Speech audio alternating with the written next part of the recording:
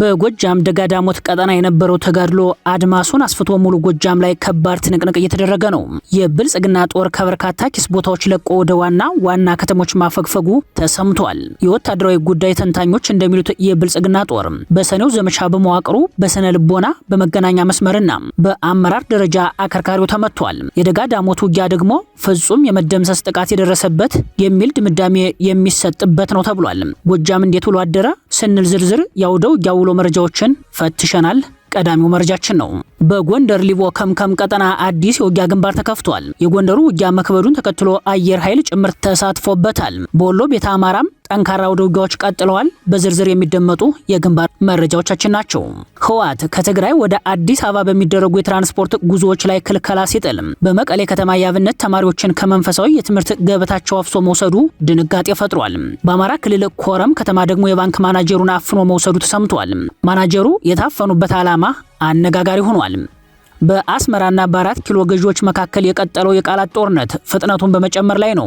የአስመራው መንግስት ለብልጽግናው አለቃና አማካሪያቸው እንዲሁም ጀነራሎቹ ምላሽ ሰጥቷል። የአብይ አማካሪ ስብናቸውን የሚፈትን ምላሽ ካስመራው አፍ ሲሰጥ ህዝብን ለጦርነት ለመቀስቀስ የታለመ ሴራ አለ፣ ይህንንም ዓለም ይወቅልኝ ብሏል። በዝርዝር ይደመጣል። ኢራን እና አሜሪካ ለ60 ቀናት አድርገውት የነበረውን የተኩስ አቁምና የቴክኒክ ስምምነት ጥሰዋል። ለስምምነቱ መጣስ አንዳቸው ሌላኛውን እየከሰሱ ነው። ይህንን ተከትሎ ኢራንና አሜሪካ በድጋሚ ወደ ወታደራዊ ግጭት ያመሩ ይሆን የሚለው ጉዳይ አሳሳቢ ሆኗል።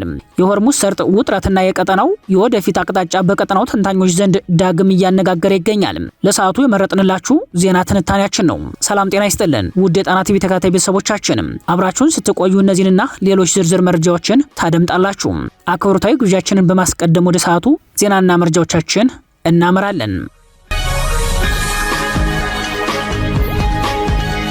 የጎጃም ቀጠናዎች ዝርዝር አውደ ውጊያ ሪፖርት ይፋ ሆነ። በአማራ ፋኖ ብሔራዊ ንቅናቄ ቴዎድሮስ የሚንቀሳቀሱ ክፍለ ጦሮችና ሻለቃዎች በደጋዳሞት በብር አድማና በቋሪት ግንባሮች ባካሄዷቸው መጠነ ሰፊና የተቀናጁ ውጊያዎች ከፍተኛ ድል እንደቀናቸውና ያጋዙ ጦር ከባድ ሰብአዊና ቆሳዊ ኪሳራ ማስተናገዱን የሚተነትን የተጠቃለለ የግንባር መረጃ ወጥቷል። በተጠቃለለው የግንባር መረጃ መሰረት ያጋዙ ጦር ከሰኔ 11 ጀምሮ ከገነት አቦ ተነስቶ ገጠራማውን ክፍል አቆራርጦ ወደ ደጋዳሞት ፈረስ ቤት ለመግባት ያደረገው ሙከራ በፋኖ ኃይሎች መልሶ ማጥቃት ጠንካራ ምት እንዳረፈበት በውጤቱ ታይቷል። ከትላንት ሰኔ 19 ቀን አጥቢያ ሌሊት ጀምሮ አንድ ሙሉ ክፍለ ጦር ሰራዊትን በአንድ ሌተናል ኮሎኔልና በአንድ ባለ ሙሉ ማዕረግተኛ ኮሎኔል እያስመራ በድሮን በዙ 23 በመድፍ በታንክና በሌሎች ከባባድ መሳሪያዎች አሰልፈው ውጊያ ከፍቶ የነበረው ያጋዙ ጦር በውጊያ የተመታ ኮሎኔሉን አስከሬን እንኳን ማንሳት ያልቻለበት የሰራዊት እልቂት እንዳጋጠመው ነው በግንባር መረጃው ላይ የተመላከተው። የፋኖ ኃይሎች በበኩላቸው ከ206ኛ ኮር 24ኛ ክፍለ ጦር የአንድ ሪጅመንት ፋኖችን እና ከ109ኛ ኮር 99ኛ ክፍለ ጦር ስር የአንድ ሪጅመንት ፋኖችን በድምሩ 2 ሪጅመንት ፋኖችን ብቻ በማሰለፍ በመለስተኛ አቅም በውስን ኪሳራ ታላቅ ድል ማስመዝገባቸውን በዝርዝር የግንባር መረጃው ላይ ተመላክቷል። በአማራ ፋኖ ብሔራዊ ንቅናቄ የቴዎድሮስ 206ኛ ኮርና የ24ኛ ክፍለ ጦር የተለያዩ አሃዶች በወሰዱት በዚህ የተቀናጀ እርምጃ የ76ኛ ክፍለ ጦር አዛዥ ባለሙሉ ማዕረግ ኮሎኔል፣ አንድ ሌተናል ኮሎኔል እንዲሁም 2 የክፍለ ጦር ከፍተኛ መኮንኖችና ሻለቆች ከናጃቢዎቻቸው በጥቅሉ ከ150 በላይ ወታደሮች በደጋዳሞት ውጊያ ማለቃቸው በዙ የግንባር መረጃው ላይ ተመላክቷል። የፋኖ አሃዶች በዚህ መልክ በአገዛዙ ጦር ላይ ካደረሱት ሰብአዊ ኪሳራ ትይዩ በቁሳዊም ያደረሱት ኪሳራ ከፍተኛ መሆኑ ተገልጿል። በምርኮ በኩልም ከፍተኛ መሳሪያ ገቢ ማድረግ ችለናል ያለው አማራ ፋኖ ብሔራዊ ንቅናቄ ቴዎድሮስ አንድ ባለ 82 ሚሊ ሜትር ሞርተር፣ 2 ዲሽቃ፣ 8 ብሬን መሳሪያዎች፣ 8 ራሻ ሰራሽ ስናይፐር፣ 5 መትረይስ፣ 5 የሞርተር ቅንቡላ፣ 7 መገናኛ ሬዲዮ፣ 30 ኤፍ1 የእጅ ቦምብ፣ 12 የጭስ ቦምብ፣ 300 ካዝና፣ 11 የደረት ትጥቅ፣ 2 ስታር ሽጉጦች፣ የጦር ሜዳ መነጽር እና 230 ክላሽንኮቭ መሳሪያዎች፣ 800 የዲሽቃ ተተኳሽ፣ 3250 የክላሽ ተተኳሽ በምርኮ ገቢ ሲደረግ እንዲሁም ሌሎች በርካታ ወታደራዊ ቁሳቁሶች በፋኖ ኃይሎች ቁጥጥር ስር መዋላቸው ተረጋግጧል።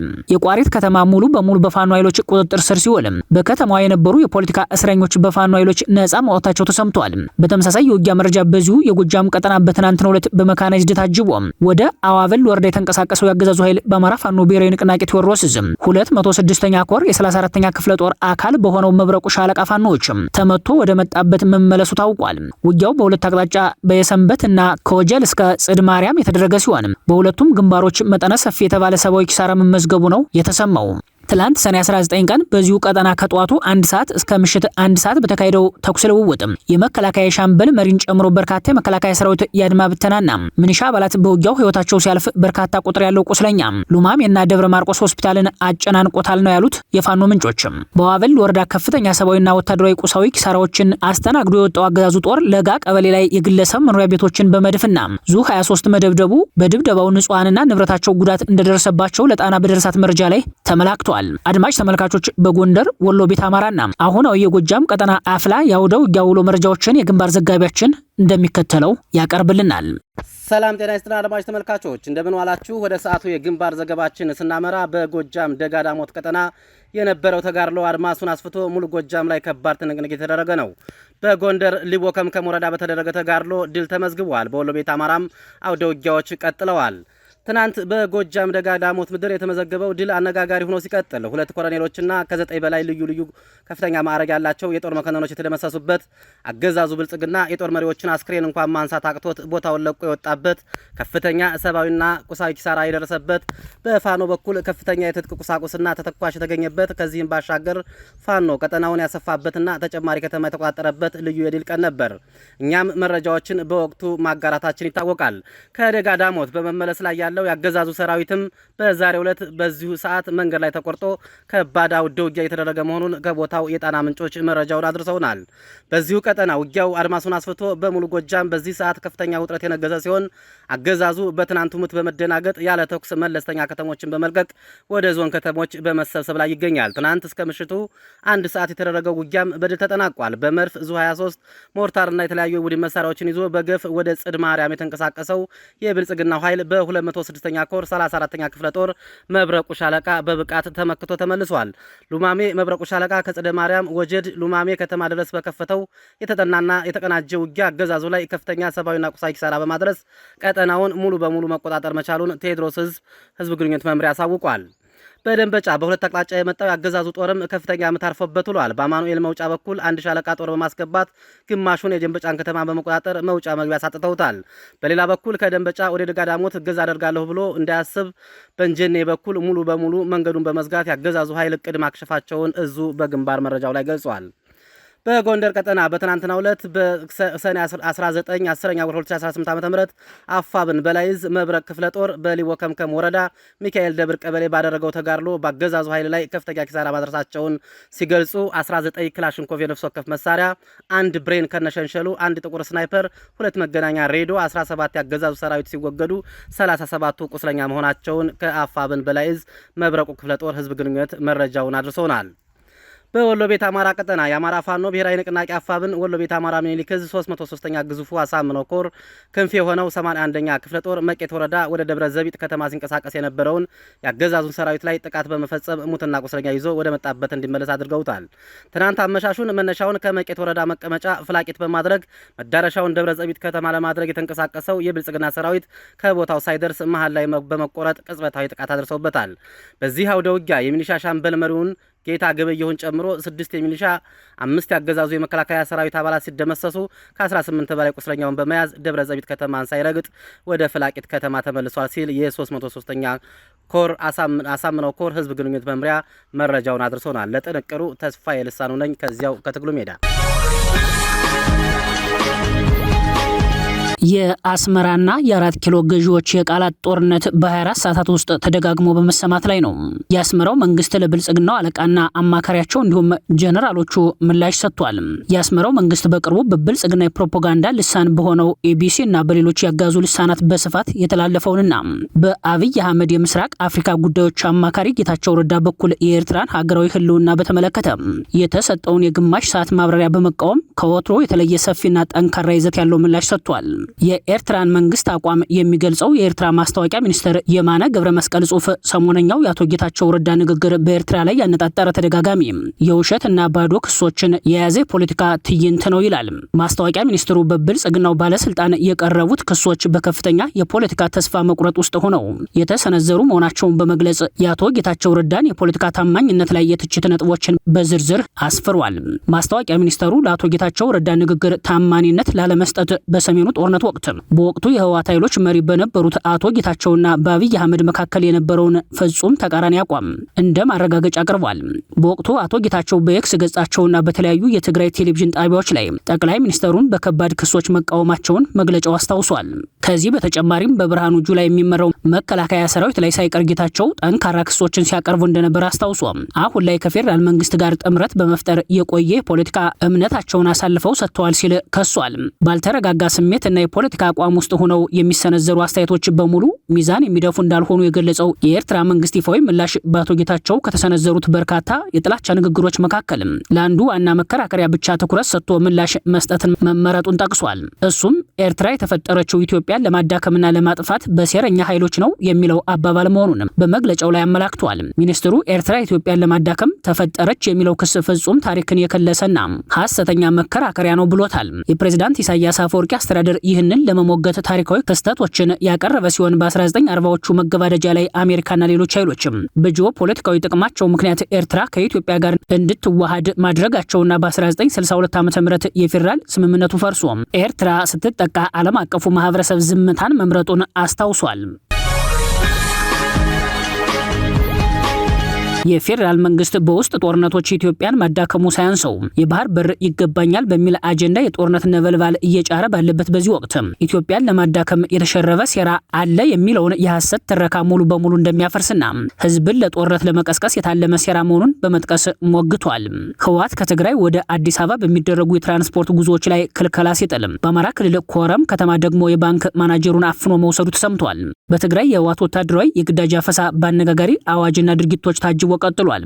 ዛሬ ሰኔ 20 ቀን ከወደ መቀሌ የወጡ መረጃዎች እንደሚያሳዩት የህወሓትን የግዳጅ አፈሳና የጦርነት ዝግጅት በመሸሽ ከፍተኛ ቁጥር ያለው ህዝብ በተለይም ወጣቱ ትግራይ ክልልን በመልቀቅ ወደ አዲስ አበባ እንዲሁም ወደ ሌሎች ክልሎች በከፍተኛ ቁጥር በመውጣቱ ፍልሰቱን ለመገደብ አዲስ ህግ ወጥቷል። ህወሓት የዜጎችን የመዘዋወር ህገ መንግስታዊ መብት በመገደብ የትራንስፖርት ክልከላ ጥሏል ያሉት የመረጃው ምንጮች ለጣቢያችን በላኩት የደብዳቤ ማስረጃ ላይ እንደተመላከተው በሌሊት የሚደረግ ጉዞ ተከልክሏል ይላል። ምክንያቱም ሲያብራራም በሌሊት የሚደረግ የተሽከርካሪ ጉዞ ለትራፊክ አደጋ ተጋላጭነትን የሚጭር በመሆኑ እንዲሁም በህገ ወጥ የሰዎች ዝውውር ለተሰማሩ ወንጀለኞች ምቹ ሁኔታን የፈጠረ በመሆኑ ክልከላው መጣሉን ገልጿል። ህወሓት ባስቀመጠው መመሪያ መሰረት ከዚህ በኋላ ከትግራይ ክልል ውጭ ለሚጓዙ ተጓዦች የጉዞ ፍቃድ በአስገዳጅነት የሚጠየቁ ሲሆን የዚህ ውሳኔ አንድምታ ሁለት መሆኑ በመረጃው ላይ ተመላክቷል። አንደኛው ጉዳይ ከወታደራዊ አፈሳ የሚሸሹ ወጣቶችን ገድቦ ለመያዝ ሲሆን፣ በሁለተኛው ጉዳይ ደግሞ የጉዞ ፍቃድ በመስጠት ሂደት ከፍተኛ ገንዘብ ለመሰብሰብ እንዳሰበ ነው የተጠቆመው። የህወሓት ፍላጎት አስፈጻሚ እንደሆነ የሚነገርለት ራሱን አክሱማይት ኮንግረስ ወይም አክሱማይ ዋላ ብሎ የሚጠራው የህወሓት ክንፍ ወጣቶች ትግራይ ክልል ለቀው በገፍ እየወጡ ስለሆነ አስቸኳይ እርምጃ ይወሰድ የሚል መግለጫ ማውጣቱን ተከትሎ ህወሓት ይህን መመሪያ ማውጣቱ ታውቋል። ይህ በእንዲህ እንዳለ በዛው በትግራይ ክልል በመቀሌ ከተማ በቅዱስ ገብርኤል ካቴድራል ቤተክርስቲያን የሚማሩ የፈለገ ህይወት ተማሪዎች ትላንት ሰኔ 19 ቀን የወርሃዊው የቅዱስ ገብርኤል በዓል እያከበሩ ባለበት ሰዓት በህወሓት ታጣቂዎች ተይዘው መወሰዳቸው ታውቋል። ከተወሰዱት መካከል የቅኔ፣ የቅዳሴ፣ የዜማና የአቋቋም ትምህርት የሚማሩ በርካታ ተማሪዎች ይገኙበታል ያሉት የአካባቢው ዜና ምንጮች አፈሳው ለወታደራዊ ምልመላ እንደሆነ ነው የጠቆሙት። በጉዳዩ ላይ የጉባኤው መምህራን ዛሬ ሰኔ 20 ቀን ወደሚመለከተው ጣቢያ ሄደው ሲጠይቁ እንመልሳቸዋለን፣ ወደ ወረዳ ሄዳችሁ ጠይቁ የሚል ግልጽ ያልሆነ ምላሽ እንደተሰጣቸው ተገልጿል። በተመሳሳይ ሁኔታ ወደ ወረዳም በሄዱ ጊዜ ወደ ዞን እንዲሄዱ ተነግሯቸዋል ነው ያሉት የአካባቢው ዜና ምንጮችም። በካቴድራሉ ይማሩ የነበሩ ተማሪዎች ከመቀሌ ወጥተው ወደ ሩቅ ወታደራዊ ማሰልጠኛ ቦታ ሳይወሰዱ እንዳልቀረ ምንጮቹ አክለው ገልጸዋል። እንደ መረጃው ምንጮች በመቀሌ ቅዱስ ገብርኤል ቤተክርስቲያን ቅጥር ግቢ ውስጥ የተፈጸመው ወታደራዊ አፈሳ በመላው የካህናት ማህበርና በምዕመናን ዘንድ ከፍተኛ ሀዘን ፈጥሯል። ከነዚህ ተማሪዎች በመቀጠል በሰንበት ትምህርት ቤት ተማሪዎች ላይም ሊደርስ የሚችል አሳሳቢ ሁኔታ መኖሩን በመግለጽ ህዝቡ ድምጹን ያሰማ በማለት ጥሪ አቅርበዋል። ይህ በእንዲህ እንዳለ በኮረም ከተማ የቡና ባንክ ማናጀር በህወሓት ታጣቂዎች ታፍነው መወሰዳቸውን ከአካባቢው ምንጮች ሰምተናል።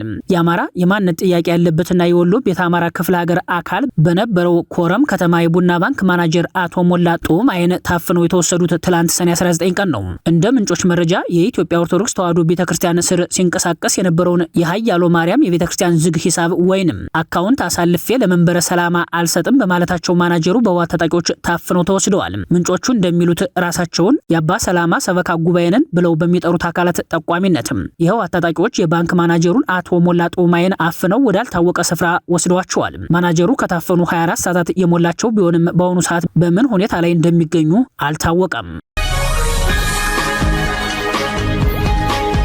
በአገዛዙ ሰለባ የሆኑ በርካታ የኢትዮጵያ ዶክተሮች በአስደንጋጭ ሁኔታ መኮብለላቸው ተሰማ። በሌላ በኩል በአንድ ትምህርት ቤት ውስጥ ባጋጠመ የምግብ መመረዝ 200 የሚደርሱ ተማሪዎች መታመማቸው ብዙዎችን አስደንግጧል። የብልጽግናው አገዛዝ ቀዳሚ ሰለባ ከሆኑት ብርቅዬ የኢትዮጵያ ባለሙያዎች መካከል የሚጠቀሱት የኢትዮጵያ ሐኪሞች በአሁኑ ሰዓት በአስደንጋጭ ስደት ላይ ናቸው። ለስደት ከተጋለጡት የጤና ባለሙያዎች መካከል የአማራ ተወላጆች ዋነኛ ሲሆኑ በቅርቡም በአማራ ክልል ተቃውሞ ማሰማታቸው ይታወሳል። አሁን ከወደ አዲስ አበባ የተሰማው መረጃ ደግሞ ብዙዎችን ያስደነገጠ ነው። በአዲስ አበባ በቅዱስ ጳውሎስ ሆስፒታል የኩላሊት ንቅለ ተከላ መቆሙን ተከትሎ ታዋቂ የኢትዮጵያ ሐኪሞች መሰደዳቸው ተሰምቷል። በኢትዮጵያ ለመጀመሪያ ጊዜ በቅዱስ ጳውሎስ ሚሊኒየም ሜዲካል ኮሌጅ ተጀምሮ የነበረው የኩላሊት ንቅለ ተከላ ሕክምና ፕሮግራም አገልግሎት መስጠት ማቆሙን ተከትሎ ፕሮግራሙን ሲመሩ የነበሩት ታዋቂ ኢትዮጵያውያን የሕክምና ባለሙያዎችና ከለጋሽ አካላት የሚገኙ ከፍተኛ የገንዘብ ድጋፎች ወደ ሩዋንዳ ሆስፒታሎች መሰደዳቸውን የመሰረት ሚዲያ ዘገባ አመላክቷል። ከ100 በላይ ኢትዮጵያውያን የተሳካ የኩላሊት ንቅለ ተከላ ሕክምና ለማድረግ ችሎ የነበረው ተቋም አሁን ተዘግቶ ሰራተኞቹም ተሰደዋል። የብዙዎቹን ሕይወት የታደገ ፕሮግራም በአገዛዙ የድጋፍ ማቋረጥ ምክንያት ሙሉ በሙሉ ቆሟል ነው የተባለው። የፕሮግራሙ መቋረጥ ተስፋ ያስቆረጣቸው ሐኪሞች ሀገራቸውን ለቀው ሩዋንዳን ወደ መሰሉ ሀገራት ስደትን መርጠዋል። የችግሩ ስፋት በባለሙያዎች ፍልሰት ብቻ ሳያበቃ ከቅዱስ ጳውሎስ ሆስፒታል እና ከጤና ሚኒስቴር እንዲርቁ ተደርጓል ነው የተባለው። በዚህም የተነሳ ሐኪሞቹ እንዲፈልሱ ሆነዋል። ይህ በእንዲህ እንዳለ በደቡብ ኢትዮጵያ ክልል አሪ ዞን በአንድ መጀመሪያ ትምህርት ቤት ውስጥ አስደንጋጭ እና ድንገተኛ የጤና እክል ተከስቷል። ቁጥራቸው ወደ 200 የሚጠጉ ተማሪዎች በጠጡትና ባሸተቱት የፓውደር የዱቄት ኦሬንጅ ጁስ ምክንያት የጤና መታወክ ደርሶባቸዋል። ክስተቱ የተፈጠረው በደቡብ አሪ ወረዳ በሚገኘው ሜጸር መጀመሪያ ደረጃ ትምህርት ቤት ውስጥ ሲሆን በትምህርት ቤቱ የምትማር አንዲት የ4ኛ ክፍል ተማሪ ከአካባቢው ሱቅ የዱቄት ኦሬንጅ ጁስ ገዝታ ወደ ትምህርት ቤት ግቢ ካመጣች በኋላ ኦሬንጁን የቀመሱና ያሸተቱ ተማሪዎች በሙሉ ራሳቸውን ስተው መውደቅ መጀመራቸው ነው የተሰማው። ተማሪዎቹ መውደቅ ሲጀምሩ በመጀመሪያ በመጸር ጤና ጣቢያ ጊዜያዊ ማስታገሻ የሕክምና እርዳታ ቢሰጥም ክስተቱ ከአቅም በላይ መሆኑን ተከትሎ ተማሪዎቹ ወደ ጋዜር መጀመሪያ ደረጃ ሆስፒታል መላካቸው ተነግሯል። የደቡብ አሪ ወረዳ መንግስት ኮሚኒኬሽን ጉዳዮች ጽህፈት ቤት ኃላፊ ተወካይ አቶ ሁሴን ገዛኸኝ እንደገለጹት ሁኔታቸው ከአቅም በላይ የሆነባቸው ተማሪዎች ደግሞ ወደ ጂንካ ሆስፒታል ተዛውረው የሕክምና እርዳታ እየተደረገላቸው ይገኛል። በአሁኑ ወቅት ተማሪዎቹ የጠጡት ኦሬንጅ ጁስ ምርመራ እንዲደረግበት ጉዳዩ በማጣራት ላይ መሆኑም ተገልጿል። የአሪ ዞን ጤና መምሪያ እንደገለጸው ችግሩ የተከሰተው ተማሪዎች ለፈተና ወደ ትምህርት ቤት በገቡበት ወቅት ነው። ሁሉም ተማሪዎች በአንድ ተማሪ ብቻ በመጣ ጁስ እንዴት ሊቀምሱና ሊታመሙ ቻሉ ለሚለው ጥያቄ ኃላፊዎቹ ክስተቱ ከስነ ልቦናዊ ድንጋጤ ጋር የተያያዘ ሊሆን እንደሚችል ግምታቸውን አስቀምጠዋል። ኢራን እና አሜሪካ ለ60 ቀናት አድርገውት የነበረውን የተኩስ አቁምና የቴክኒክ ስምምነት ጣሱ። ለስምምነቱ መጣስ አንዳቸው ሌላኛቸውን እየከሰሱ ነው። ይህንን ተከትሎ ኢራንና አሜሪካ በድጋሚ ወደ ወታደራዊ ግጭት ያመሩ ይሆን የሚለው ጉዳይ አሳሳቢ ሆኗል። የሆርሙዝ ሰርጥ ውጥረትና የቀጠናው የወደፊት አቅጣጫ በቀጠናው ተንታኞች ዘንድ ዳግም እያነጋገረ ይገኛል። ዛሬ በመካከለኛው ምስራቅ የዓለም ሚዲያዎችን ትኩረት የሳበ ክስተት አጋጥሟል። ኢራን እና አሜሪካ ባሳለፍነው ሳምንት ስዊዘርላንድ ላይ ያደረጉት የ60 ቀን የተኩስ አቁምና የቴክኒክ ስምምነት የጣሰ ሁኔታ ተፈጥሯል። እንደ ሮይተርስ ዘገባ በሆርሙዝ ሰርጥ በአንድ የጭነት መርከብ ላይ የድሮን ጥቃት መፈጸሙ ተነግሯል። ይህን ጥቃት አሜሪካ ከኢራን ጋር በማያያዝ በኢራን ውስጥ የሚሳኤልና የድሮን ማከማቻ ቦታዎችን እንዲሁም የራዳር ጣቢያዎችን መደብደቧን ገልጻለች። የአሜሪካ ወታደራዊ መሪዎች ኦፕሬሽኑ ተጠናቋል ብለው ቢገልጹም ይህ ጉዳይ ውጥረቱን እንደገና ከፍ አድርጎታል። በሌላ በኩል ኢራንም በደቡባዊ ኢራን በሚገኝ የሲሪክ ወደብ አካባቢ ላይ ጥቃት መፈጸሙን ገልጻለች።